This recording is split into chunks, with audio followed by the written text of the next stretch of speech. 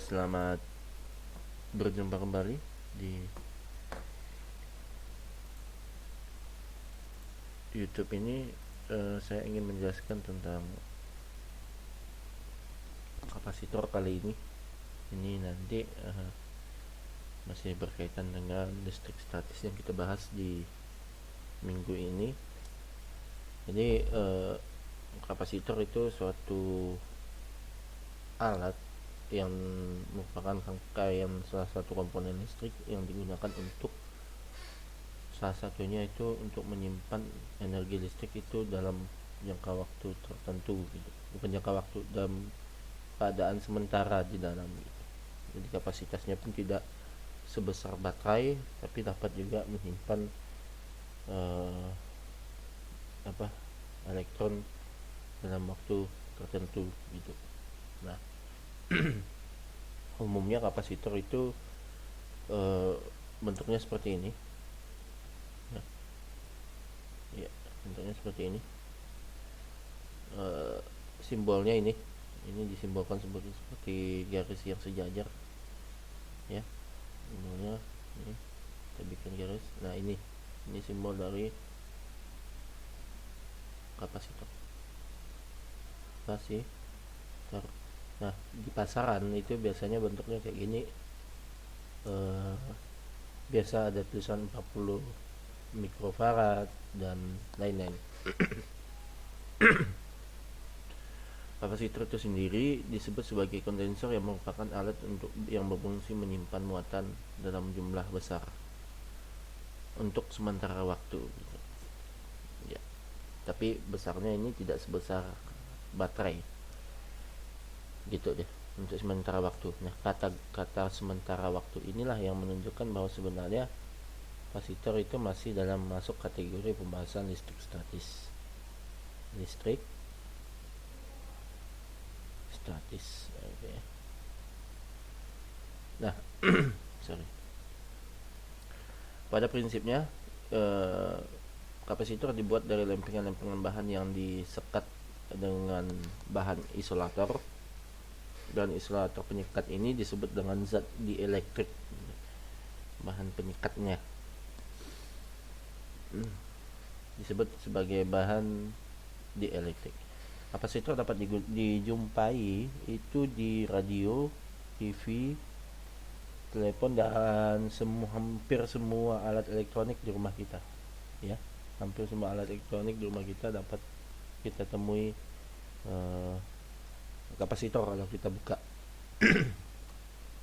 Nah, kapasitor ada beberapa bentuk dan bahan pembuatnya. Ada yang dari plastik, ada yang dari mika, ada yang dari kertas. Ini kertas ini kalau dibuka lapisannya itu kayak ini misalnya lingkarannya lah, ya. Kita buka lapisannya itu kertasnya berlapis-lapis gitu. Iya, berlapis-lapis. Nah, dibuka. Nah, begitu juga yang lain menggunakan mika, keramik, dan lain-lain. Ini keramik sama ya, keramik. Sedangkan ini kapasitor variabel. Maksudnya gimana sih? Nilai kapasitansinya itu dapat diubah. Jadi bisa diturunkan. Misalnya ini punya batas 20.000 mikrofarad misalnya, sampai berapa? 40.000 misalnya. 40.000 mikrofarad. Mikrofarad.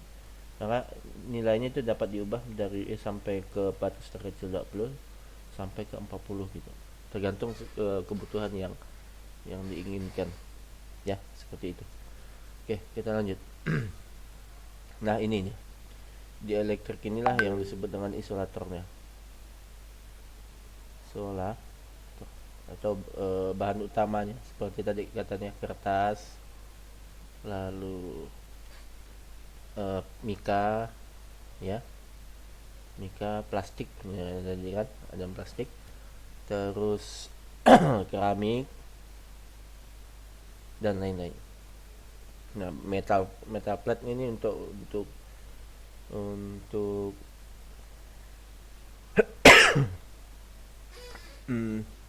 untuk pembatasnya gitu, agar antara satu dan lain itu tidak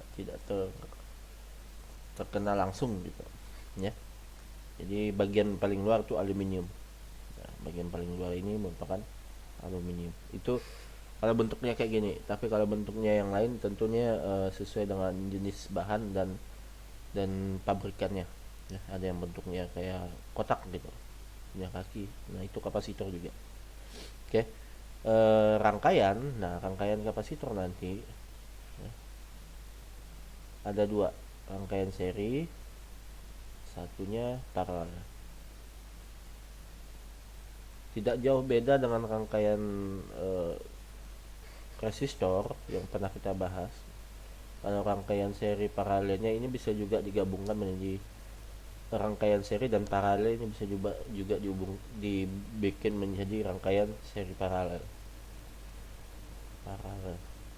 Ya, bikin seri paralel. Nah, cuman bedanya nanti persamaannya itu dengan resistor itu agak berbeda sedikit. Ya, khususnya pada seri dan paralel. Oke. Jenisnya dulu. Jenis kapasitor kalau dilihat dari kutubnya, maka ada dua, kapasitor non kutub dan kapasitor kutub, atau biasa disebut dengan kapasitor polar dengan kapasitor non polar gitu. Nah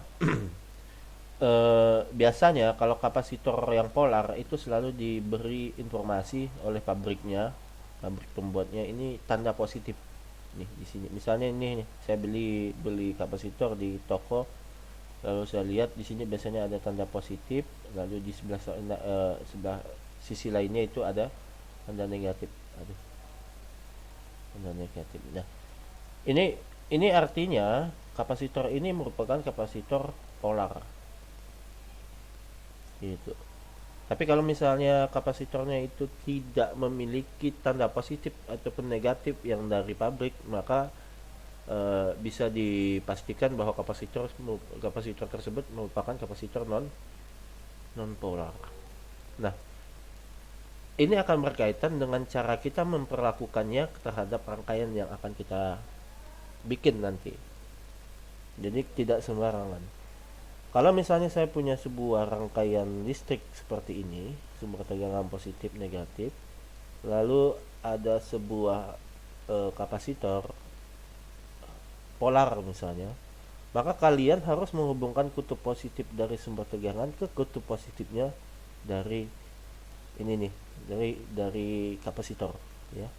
Negatifnya dengan negatif. Agar apa? Agar kapasitor itu berfungsi, dan yang kedua tidak rusak gitu. Kalau kebalik polar itu resikonya kalau terbalik itu bisa rusak gitu ya. Oke, yang berikutnya kalau misalnya itu bagaimana kalau misalnya non polar itu bebas kalian masang bolak-balik. Kalian boleh membolak-baliknya tanpa kalian memperhatikan kutub positif dan negatifnya lagi. Jadi non polar itu boleh dibolak-balik. Nah, keuntungan dari non polar itu ya biasanya kalau di non polar itu tidak ada tanda kalau dari pabrikannya, tidak ada tanda positif dan negatif ya. Jadi langsung pakai saja. Tapi tentunya fungsi kapasitor polar dengan kapasitor non polar tentu akan berbeda gitu ya kegunaannya. Kapasitor itu merupakan kapasitor itu kalau kita gambarkan tuh seperti dua plat yang saling sejajar gitu, dibuat sejajar ya, dibuat sejajar seperti ini. Nah, ini ada kutub positif, anggaplah ini kapasitor polar ya, kapasitor polar, positif. Nah, ini negatif. Nih, di sini ini negatifnya. negatif, negatif. Seperti ini. Nah, ini misalnya rangkaian nih. Rangkaian. Oke. Ini kutub negatifnya, maka ini kutub positifnya. Nah, gitu deh. Ini positif, ini negatif. Nah, saat dimasukkan ke dalam rangkaian yang memiliki sumber tegangan, maka secara perlahan elektron-elektron yang mengalir itu akan tersimpan ke dalam kapasitor ini. Jadi tersimpan di sini, ya kan? Artinya nanti sisi positif ini akan mengalami penambahan elektron, yang artinya dia akan ke kelebihan elektron, ya, elektron. Nah, kalau kondisinya sudah kelebihan elektron ini, maka akan ada beda potensial, beda potensial. Nah, kalau sudah terjadi beda potensial ini, maka kapasitor ini mampu untuk menciptakan atau memberikan arus listrik, gitu deh. Oke. Kita lanjut. Nah, pertama untuk membahasnya, kapasitor itu memiliki persamaan kapasitas kapasitor, kapasitas, tapi di beberapa buku itu disebut dengan kapasitas kapasitansi. Kapasitas kapasitansi. Iya. Nah, persamaannya itu C sama dengan Q per V. Ya, persamaan yang digunakan. Ya. Q apa sih? Q itu muatan listrik, satuannya Coulomb. V ya tegangan, beda potensial. Lalu berikutnya itu C besar, itu satuannya farad. Ya, farad. C besar itu satuannya farad. Misalnya misal contoh saya punya 400 mikrofarad. Nah, 1 mikro itu setara dengan 10 pangkat min 6. Maka ketika saya sebut 400, itu kan sama saja dengan 400 kali 10 pangkat min 6. Karena ini saya punya tabungan 20, maka menjadilah 4 kali 10 pangkat 4 min 4, sorry, min 4. Nah, ini 10 pangkat min 12 nih contoh. Kita bahas dulu contohnya satu. Misalnya nih, diketahui dari soal sebuah kapasitor memiliki 100 picofaradnya. P ini pico ya. Picofarad dihubungkan dengan sumber tegangan 50 volt. Artinya kita punya C-nya itu 100 picofarad ya. Kalau diubah menjadi satuan farad itu maka maka nilainya itu 100 kali 10 pangkat min 12. Min 12. Nah, saya punya tabungan 2 nih. Saya kasihkan ke pangkatnya. Maka jadilah 1 kali 10 pangkat min 10 farad. Iya. Min 10 farad. Kalau gitu berikutnya itu V-nya sama dengan 50 volt ya. V-nya 50 volt.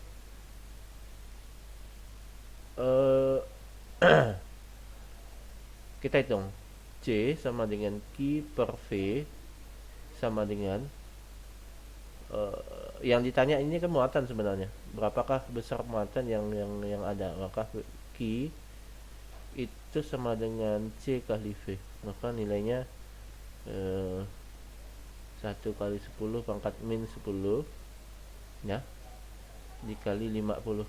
Nah, 50 ini coret, pangkatnya hilang 1 jadi 9. Maka 5 kali 1 ya 5 kali 10 pangkat min 9. Iya, satuannya Coulomb atau C besar ya. Coulomb. Iya, gitu deh. Oke, sampai di situ dulu pembahasan kita. Nanti kita lanjut di pertemuan berikutnya. Terima kasih. Assalamualaikum warahmatullahi wabarakatuh.